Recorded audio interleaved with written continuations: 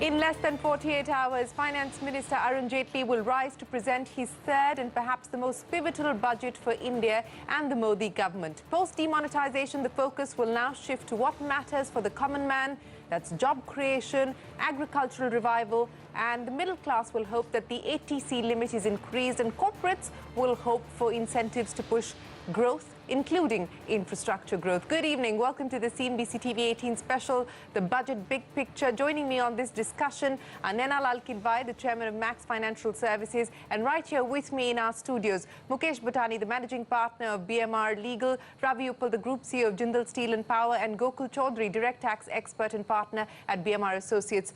Gentlemen and Naina, thanks very much for joining us on the show. Mukesh, let me start by asking you, if I could categorize this budget as per themes, I think the number one theme that I'm getting to pick up from my sources is going to be job creation. This will be a way for the government to send out a message that this government wants to bet on creating jobs. Could be, aiding labor-intensive sectors like leather, textile, and so on and so forth. The government could look at SOPs for SMEs. Do you think the job creation is going to be one of the big pillars of the budget? It would be certainly a big pillar. And I think when you talk about job creation, you need to distinguish between the ability of private sector-led investment job creation versus a public sector-led. I think the government has reached its cap insofar as investment in public sector and the ability to create jobs is concerned. So that means that if it has to revive the private investment cycle, it needs to make sure that jobs are created, more jobs are created, and incremental jobs are required also because there are certain segments that have lost out on the jobs, particularly on the temporary side. You talked about the textile and the leather sector. So I think that kick-starting the investment cycle in the private sector, which will result in job creation, is certainly going to be the guiding theme. Okay, that will certainly be the guiding theme. Naina, one of the other guiding themes of this budget is likely to be a further push towards digital payments. This in the context of what we've seen happen with demonetization. Now, we've seen the Naidu panel submit its recommendations to the government. They've recommended a cash withdrawal tax on withdrawals above 50,000 rupees and more. Will it be announced in the budget or not? We don't know. The SIT had recommended a cap on large ticket cash transactions. That's also now been recommended by the Naidu panel. Will that be taken forward? We don't know. There are likely to be more incentives to move people towards cashless transactions, subsidy on things like smartphone purchases, etc., perhaps even lower or zero MDR, at least as far as digital transactions when it comes to government entities are concerned. What are your expectations when we talk about the second pillar, which is likely to be this thrust on digitizing India? Well, Shireen, given this big shock the economy has had through this demonetization, it would be a shame if that big advantage that has come from it, which is digitization, is not taken forward. So a lot of the measures which you mentioned are clearly in that direction, and they would be important to see go forward. There are other ways where this digitization could work, which is including continuing to encourage new players in the space as well, which is the delivery. Because don't forget, thus far, there are interconnection costs and costs to doing transactions in a digitized way which have been waived. But that can only be temporary. We need the providers of these services to be profitable and sustainable. And those costs are going to come back into the system. So how those costs are dealt with now become quite important.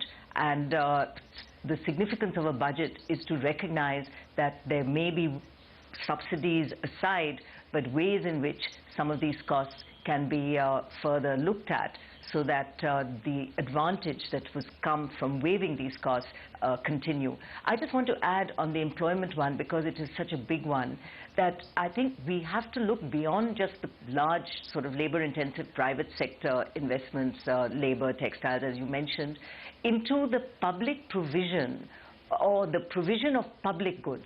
And what I mean by that is huge programs like Swachh Bharat, where so much money is being spent rightly in the whole area of creating the capacity, both physical and otherwise. What we need is people who can take these activities forward, and that can be a huge employment generator. There can be for-profit models of people who are enabled to engage with our municipalities to fill the gaps that the municipalities leave when we look at things like Swachh Bharat. And the budget can help in terms of creating some of the environment which enables such for-profit models to emerge in the delivery of public goods, because that could be, the green jobs of tomorrow. Nena, very quickly, before I bring Mr. Uppal into this conversation, do you believe that a cash withdrawal tax above 50,000 rupees, as has been recommended, is a good idea? And would you bet on that being announced in the budget?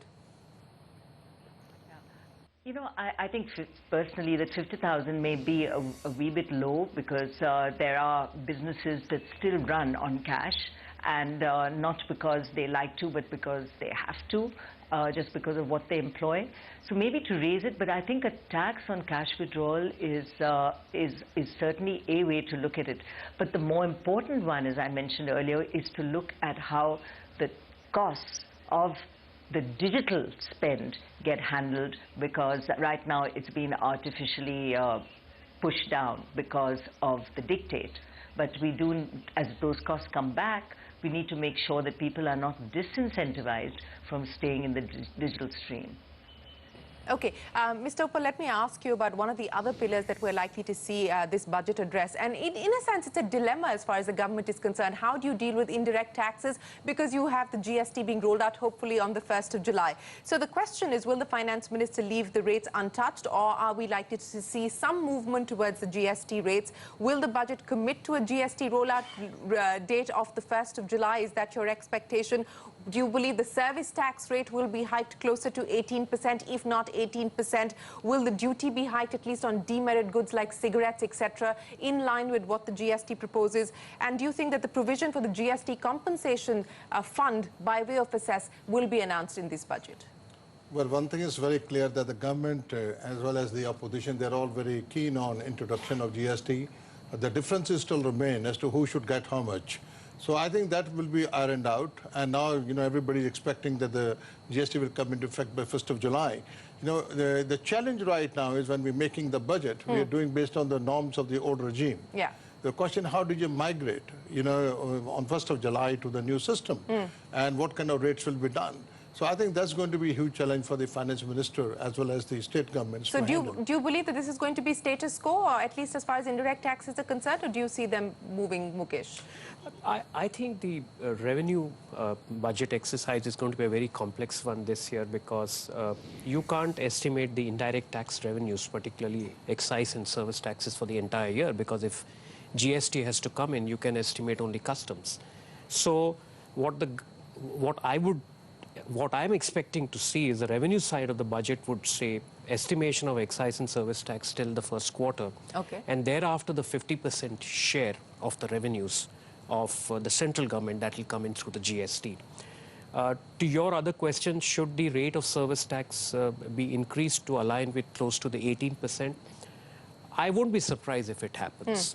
But there is also a talk in the last few days that should we have two rates of service tax, like you have multiple rates for goods. I think that would be, in my view, a disastrous kind of a move if they do that, because you can't have a concept of, say, merit service or demerit service. It's like saying that if you, have a meal in a small restaurant, you'll pay service tax at a demerit rate. Otherwise, if you have it don't make it any more complicated than it already is. I would rather like to live with a simple GST on services and say that either the rates increase or they are aligned to increase. That will happen along with the GST rollout. Okay. Mr. Uppal, on corporate taxes, what is the expectation that you're going with? Well, I do hope that the corporate taxes will be reduced. By how much? Well, we're thinking that it should be brought to a level about 25%. You think that it'll happen this budget itself, 25%? Because it's a long roadmap that the finance minister set out for himself. Yeah, but there was an indication from the finance minister 2 years ago that the corporate rates will be brought down. I think it's basically going to help the corporate sector to plow the money, whatever savings they make, back into investment. What is the appetite that corporate India has at this point in time in terms of investments? Do you see a revival as far as capex is concerned, for instance? Because everyone's sitting on unutilized capacity. You're absolutely right. I think it will, of course, be a stimulus if you get more money in your hands to do it, and confidence-building measure. But you're absolutely on the spot that right now the issue facing the private sector is that in the core sectors we have a huge amount of capacity which is underutilized, whether you take steel, cement, power, all of them. I think what I would think government should do is to make sure that there's a demand stimulus, consumption rises, and once that happens, everything will happen. Private sector is not waiting just for tax to be reduced to make more investment. Okay, from a demand stimulus point of view, Gokul, what are your expectations? And then I'll come to the consumption side because that's linked to what the government may or may not do on the personal income tax side as well. So I think on the demand side, one measure is, of course, some amount of populism by making sure that regular citizens have a little more disposable income, which means that personal taxes should have some slab adjustments coming through. Okay.